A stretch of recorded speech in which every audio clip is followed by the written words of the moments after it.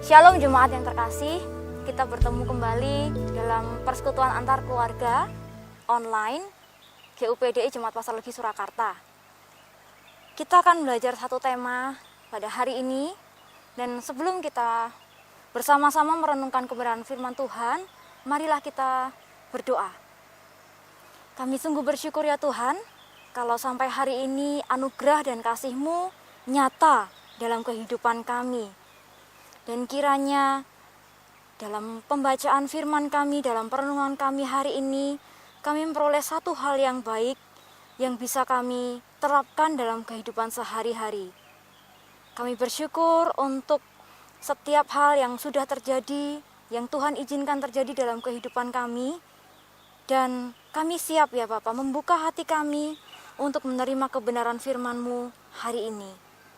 Terima kasih Yesus. Kami berdoa di dalam nama Tuhan Yesus Kristus, Juru Selamat kami yang hidup.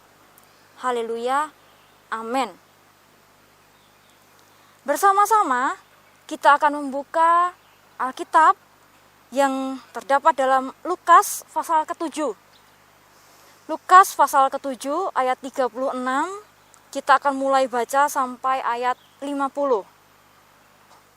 Dengan judul perikop, Yesus diurapi oleh perempuan berdosa. Seorang Farisi mengundang Yesus untuk datang makan di rumahnya. Yesus datang ke rumah orang Farisi itu lalu duduk makan. Di kota itu ada seorang perempuan yang terkenal sebagai seorang berdosa. Ketika perempuan itu mendengar bahwa Yesus datang makan di rumah orang Farisi itu, datanglah ia membawa sebuah buli-buli pualam berisi minyak wangi. Sambil menangis, ia pergi berdiri di belakang Yesus dekat kakinya, lalu membasahi kakinya itu dengan air mata dan menyekanya dengan rambutnya. Kemudian ia mencium kakinya dan meminyakinya dengan minyak wangi itu. Ketika orang Farisi yang mengundang Yesus melihat hal itu, ia berkata dalam hatinya, "Jika ia ini nabi, tentu ia tahu siapakah dan orang apakah perempuan yang menjamahnya ini. Tentu ia tahu bahwa perempuan itu adalah seorang berdosa." Lalu Yesus berkata kepadanya, "Simon, ada yang hendak kukatakan kepadamu." Sahut Simon, "Katakanlah Guru." Ada dua orang yang berhutang kepada seorang pelepas uang. Yang seorang berhutang 500 dinar, yang lain 50. Karena mereka tidak sanggup membayar, maka ia menghapuskan hutang kedua orang itu. Siapakah di antara mereka yang akan terlebih mengasihi dia? Jawab Simon, "Aku kira dia yang paling banyak dihapuskan hutangnya." Kata Yesus kepadanya, "Betul pendapatmu itu." Dan sambil berpaling kepada perempuan itu, ia berkata kepada Simon, "Engkau lihat perempuan ini? Aku masuk ke rumahmu, namun engkau tidak memberikan aku air untuk membasuh kakiku. Tetapi dia membasahi kakiku dengan air mata dan menyekanya dengan rambutnya. Engkau tidak mencium aku, tetapi sejak ia masuk ia tiada henti-hentinya mencium kakiku. Engkau tidak meminyaki kepalaku dengan minyak, tetapi dia meminyaki kakiku dengan minyak wangi. Sebab itu aku berkata kepadamu, dosanya yang banyak itu telah diampuni, sebab ia telah banyak berbuat kasih. Tetapi orang yang sedikit diampuni, sedikit juga ia berbuat kasih." Lalu ia berkata kepada perempuan itu, "Dosamu telah diampuni." Dan mereka yang duduk makan bersama dia berpikir dalam hati mereka, "Siapakah ia ini, sehingga ia dapat mengampuni dosa?" Tetapi Yesus berkata kepada perempuan itu, "Imanmu telah menyelamatkan engkau, pergilah dengan selamat." Sebuah fakta yang kita boleh baca dalam ayat-ayat ini. Apa yang terjadi saat itu? Dalam ayat 37 dikatakan ada seorang wanita, yang dalam bahasa Inggris dikatakan was a sinner, adalah pendosa. Kalimat ini seperti menyebutkan pekerjaan dari wanita itu. Profesi yang saat itu dilakukan, sedang atau mungkin sedang berusaha ditinggalkannya. Was a sinner. Dan wanita itu mendengar Yesus datang. Yesus datang karena diundang oleh seorang pemuka agama, orang Farisi. Dan wanita itu mendatangi Yesus. Jemaat yang terkasih, saudara yang mengasihi Tuhan Yesus dan dikasihi Tuhan Yesus. Sebuah kejadian yang sangat jarang kita temui. Ketika seorang yang melakukan profesi keberdosaannya dalam tanda kutip, datang ke rumah pemuka agama tanpa maksud yang jelas. Tanpa maksud yang jelas. Kemudian dia berdiri di belakang Yesus yang saat itu menjadi tamu kehormatan seorang pemuka agama. Wanita ini tidak berani berhadapan muka dengan Yesus, dikatakan di sana. Dia datang berdiri di belakang Yesus. Lalu menangis di kaki Yesus. Menyeka air mata itu dengan rambutnya. Kemudian dia membuka kotak pualamnya yang berisi minyak yang harum. Membersihkan kaki Yesus dan mengolesi kaki Yesus dengan minyak. Mengurapi kaki Yesus dengan minyak.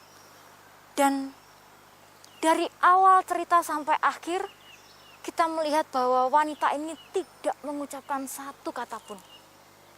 Dia tidak lakukan apa-apa, tidak berucap apa-apa. Dia hanya melakukan dan hanya menangis. Dia mengurapi dan hanya menangis di kaki Yesus. Ada sebuah istilah yang kita kenal dalam bahasa Jawa, ya. Kutuk marani sunduk. Ya. Orang yang mendatangi bahaya yang mengancam dirinya sendiri. Demikianlah dilakukan wanita itu. Kalau kita lihat dalam Lukas 7 ayat yang ke-39 tadi dikatakan, ketika orang Farisi yang mengundang Yesus melihat hal itu, ia berkata dalam hatinya, jika ia ini nabi, tentu ia tahu siapakah dan orang apakah perempuan yang menjamahnya ini.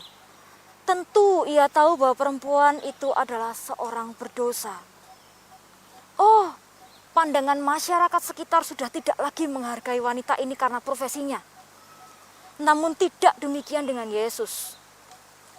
Sebuah perumpamaan tentang hutang yang dianggap lunas dan kalimat sindiran untuk mengenai pembasuhan disampaikan oleh Tuhan Yesus untuk menegur orang-orang Farisi dan pemuka agama yang ada saat itu.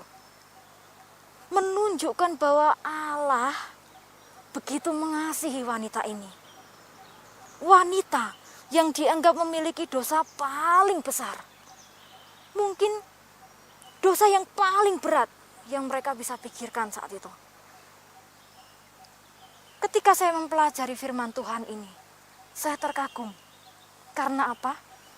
Alkitab mencatat siapa wanita itu. Dia menyebutkan namanya. Siapa wanita itu?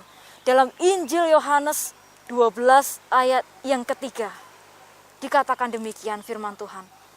Maka Maria mengambil setengah kati minyak narwastu murni yang mahal harganya, lalu meminyaki kaki Yesus dan menyekanya dengan rambutnya. Dan bau minyak semerbak di seluruh rumah itu. Dialah Maria.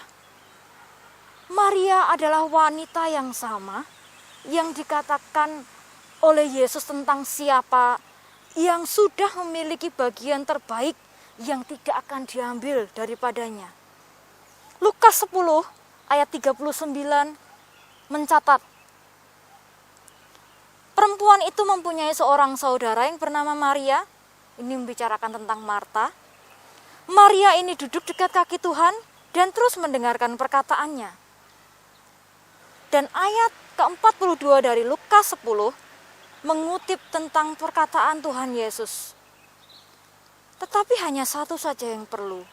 Maria telah memilih bagian yang terbaik yang tidak akan diambil daripadanya. Luar biasa saudara. Peristiwa dalam Lukas 7 ini tentu saja ditulis sebelum Lukas 10 terjadi. Artinya apa? Ketika Maria datang dan mengakui segala dosanya, saat itu Allah yang penuh kasih itu mengampuni dan membebaskan dia atas segala hutang yang besar, kesalahan yang besar, diampuni. Dan Lukas 10 mencatat bagaimana Maria hidup serius, sungguh-sungguh di hadapan Tuhan setelah dia menerima pengampunan dan pertobatan jiwanya. Jemaat yang terkasih, waktu-waktu ini kita sedang mempersiapkan diri memperingati bagaimana pengorbanan Tuhan Yesus, bagaimana penderitaan Tuhan Yesus di kayu salib. Untuk siapa dia melakukan hal yang besar dan mulia itu? Tentu saja itu untuk saya dan untuk Anda. Dimanapun kita saat ini melihat siaran ini, dimanapun saat ini kita sedang mendengar siaran ini. Oh, dia melakukan pengorbanan itu untuk kita, saudara. Seberapa besar dosa kita saat ini hingga kita tidak mampu lagi datang kepadanya? Tidak ada dosa yang terlalu besar sehingga Allah tidak sanggup mengampuni kita. Atau kita merasa dosa kita terlalu kecil, terlalu sedikit, sehingga kita tidak memerlukan pengampunannya. Tetap datang kepadanya. Kita butuh Tuhan yang memulihkan hidup kita. Hanya karena Dia datang ke dunia, maka kita beroleh keselamatan. Karena itu, janganlah kita tinggalkan Tuhan. Seberapa besar beban pergumulan hidup kita, seberapa besar dosa yang sudah kita kerjakan atau kita lakukan, atau mungkin kita menganggap enteng dosa itu, tetap kita harus datang kepada Tuhan. Seperti Maria, tidak ada kata yang terucap, hanya air mata, tetapi Tuhan melihat itu. Tuhan melihat hati Maria. Dengan air mata itu dia mengakui keberadaan keberdosaannya kepada Tuhan. Dan Allah yang maha tahu, yang maha kasih itu, pada akhirnya memulihkan hati dan hidup Maria total. Saudara yang terkasih, saat ini dimanapun kita berada, sejauh apa hubungan kita dengan Tuhan? Mari datang kepadanya sekarang. Akui keberadaannya, akui dosa kita. Firman Tuhan mengatakan, jika kita mengakui dosa kita, Dia adalah Allah yang setia dan adil.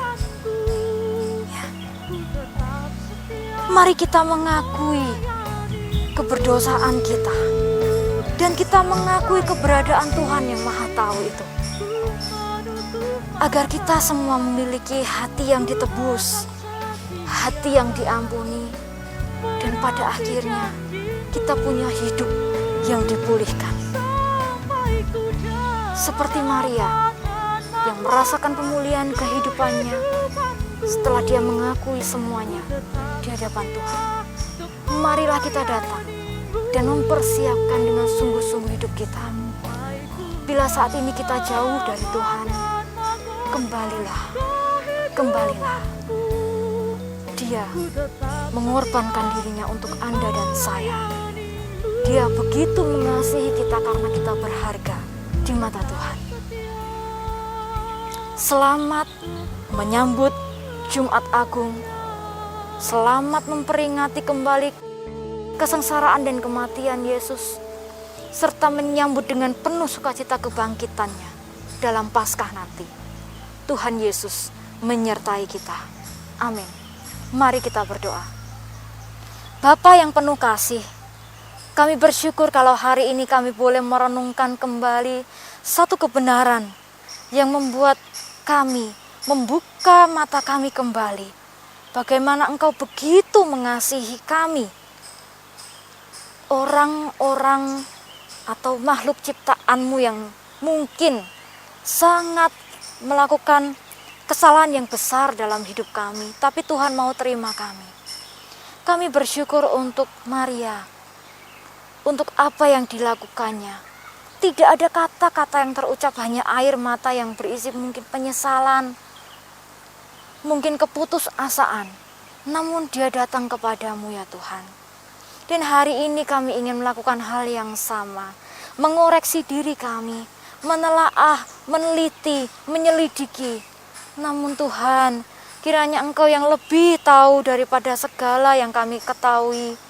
Engkau yang menyelidiki hati kami, sehingga kami boleh diperkenan untuk masuk dalam ibadah Jumat Agung, dalam ibadah perjamuan suci yang dilakukan di gereja-gereja kami maupun di GUPDI Pasar Legi.